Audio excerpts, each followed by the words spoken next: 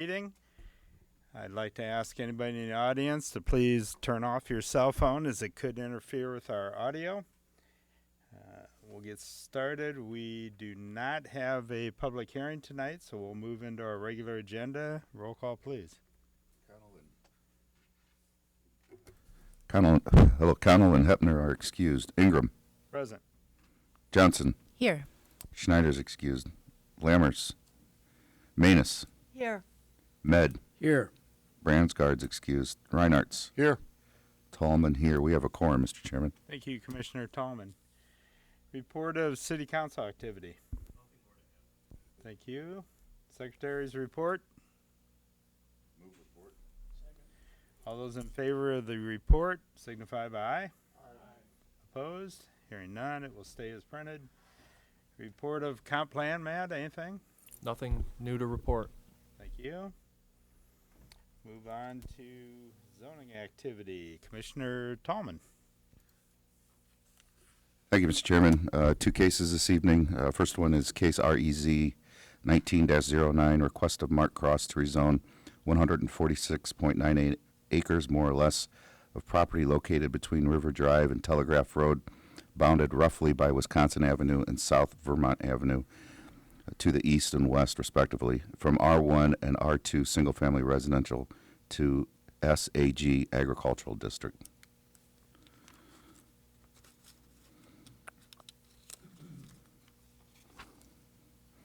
Staff recommends the Planning and Zoning Commission accept the listed findings and forward case REZ 1909 to the City Council with a recommendation for approval, and I so move. Case number REZ 19-09 has been approved or moved and seconded. Staff, Brandon. Hi, Brandon Melton with Community Planning. As mentioned at the public hearing, the reason for the request is that the petitioner would like to establish a commercial horse stable. Prior to this case, we had not included a commercial horse stable use in the zoning ordinance, so as a separate item, we'll be including some specifications related to commercial horse stables, but had determined that an SAG zoning district would be required to allow that use. As far as the comprehensive plan goes, the future land use designation lines up largely with agricultural reserve, so that's fitting with the proposed zoning district. There's also some open space and residential general located in that area. We held a neighborhood meeting on June 25th, and then on July 1st we had the public hearing here where two people spoke in favor of the petition. Just the aerial view of the proposed changing area, future land use map is noted, and then the zoning map. So all of it is R1 with the exception of the portion nearest to River Drive, near the intersection of River Drive and Ricker Hill is R2. Description of those zoning districts, if we need to refer to them, and then the recommendation is read. Thank you, Brandon. Yep. Commissioners, any questions? Seeing none, would anybody in the audience like to speak, either for or against? Seeing none, Mike Corey, attorney Mike Corey, Bush Meadow, Green Corey, and Halligan, here on behalf of the petitioner. If you have any questions of me, I can answer those. thank you. Appreciate that. Commissioners, any questions? Final call. Seeing none, roll call, please. Johnson. Yes. Manus. Yes. Med. Yes. Reinhart's. Yes. Tallman, yes. That motion carries. Thank you, Commissioner Tallman. And then the final case tonight under zoning activity is case ORD 19-02, request of the City of Davenport to amend various sections of Title 17 of the Davenport City Code entitled Zoning. Staff recommends the Planning and Zoning Commission accept the listed finding and forward case ORD 19-02 to the City Council with a recommendation for approval. I so move. Case number ORD 19-02 has been moved and seconded for discussion. Good evening, Ryan. Good evening. Ryan Rusnak, Community Planning. I figured I'd like to use this opportunity to discuss some of the changes that have been made since the public hearing. Uh-oh. I think I have my old one.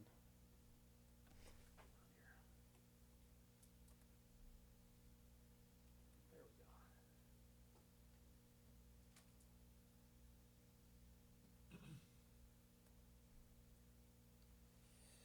Okay, so we had some discussion about garages and carports. We had, and keep in mind as this ordinance evolved, kind of you would put ordinance or language in certain sections and then realize maybe it should have been in a different place. We had design standards for what we call the central city for houses. And these are the R3 and R4C districts. What we wanted to require is that if somebody had an alley access, that they were compelled to use that alley if they were building a new garage or carport. So we added that as a design standard to that district, even though it were a general regulation. And we had a lot of design standards that applied to the home, but none of them applied to the construction of the garage. So what we chose to do is relocate that language and the diagram into the general section in 1709 that pertains to garages. So the language, even though it's stricken through in this section, is just merely relocated. Revised design standards for new dwellings. I think we had a member of the home builders, which is here in the audience today, talk about some changes that we have been working with over the past several months. I'm pleased to say that we had some consensus, and it's great to come together and collaborate and come together of something that meets the city's needs and what the home builders are trying to do. And keep in mind that for new home construction, we had two design standards. One was a 15% transparency requirement on the front facade, and then there was a limit on the garage width. And those were the only two design standards. So when we met, we discussed, what's the common goal here? And certainly homes don't necessarily need 15%. They can have other things like vertical siding, other design elements. And so what we went to was a point system. We went to having a minimum transparency requirement of 5%, and then a point system based on certain elements, like you'd have a front-facing gable, you would have vertical siding, you could have masonry that extends up top, some of those things that give it visual interest from the street. The garage width limitation is still in there, but it works as a negative. So if you exceed that limitation of 50% the width of, then you get basically a deduction and then have to put more articulation on the front facade. We're really pleased with the way it ended up. Really appreciate home builders coming and working with us. And to be honest with you, we'd like to see hopefully in the future some of this apply to commercial and industrial. Right now for commercial, we just have some minimal design standards like 50%, but realize that there could be other things that could make the building attractive. And this is the garage section that I talked about. These are the general regulations for garages.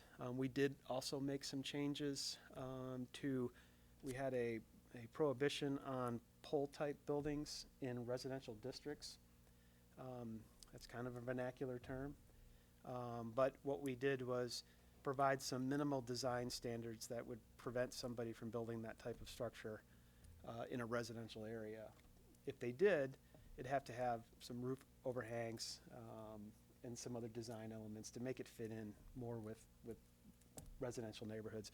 If you're on larger lots in the ag and R1 districts, then you can have those types of building. And I don't think anybody would find them out of place in those types of areas. I did want to provide some discussion on zoning applications. I know we had some discussion about that at the public hearing. And I just wanted we did talk with the assistant city attorney, and we both agreed that the code language the proposed code language should remain very similar. I just want to point out that as required by state law, we are required to advertise in a newspaper published at least once weekly and having general circulation in the city. And although not required by state law, it's the city's practice to post sign on the property, send out mail notices to property owners within 200 feet. We have no intent of changing that practice. But when you put it in ordinance form, it is a compelling factor. Although we have no intention of changing that, it opens us up to legal challenges. For instance, somebody posted a sign and then somebody went and removed it. They could challenge that the sign didn't stay up for that long. Or you only notified, the assessor's data was incorrect when we pulled it in, you only notified one person. So I included the judgment summary for the Portillos in the case file, and I think that shows what the attorney was trying to do. And as I mentioned last time, was literally trying to go through each step that me and Matt made, trying to find a way for us to trip up. Fortunately, we prevailed, and I do believe we prevailed because we met the minimum requirements of the state law, even though we went above and beyond that. So it's what we'd like to do is have that language as permissive. Permissive language is may. Again, we still intend to do these things, but when you say shall, that is very compelling and will open us up to legal challenge in our opinion. And so the finding is the proposed amendment would correct Scrivener's error and content inconsistency and clarify certain regulations and amend certain overly restrictive regulations. And so staff recommends you move this to City Council with a recommendation for approval. Thank you, Ryan. Thank you. First, I'd like to speak on behalf of the commission. I am very impressed with staffs working with the Home Builders Association, Mr. Seitz. From the meetings, a couple meetings that I had with Matt talking about it, I have my hat's off to you. I think that was a very well orchestrated meeting, and the results, I think, exemplify that. I appreciate that from where we were to where we could be, you know. And I just wanted to say thank you. Thank you, and I have to throw some thanks to them. I mean, they really came together, and the first couple of meetings were really challenging each other to figure out what was the common goal here. And once we figured out what the common goal of what the city wanted, and so we all came together, and I wish they could all go that way. I had never seen a point system like that, and I'm very appreciative of how you guys came together. That was pretty sweet. Commissioner Tallman, did you still have something you wanted to interject? Oh, I'm sorry. Okay. Any questions from commissioners at this point?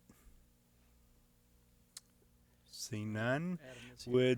would Mr. Seitz like to speak?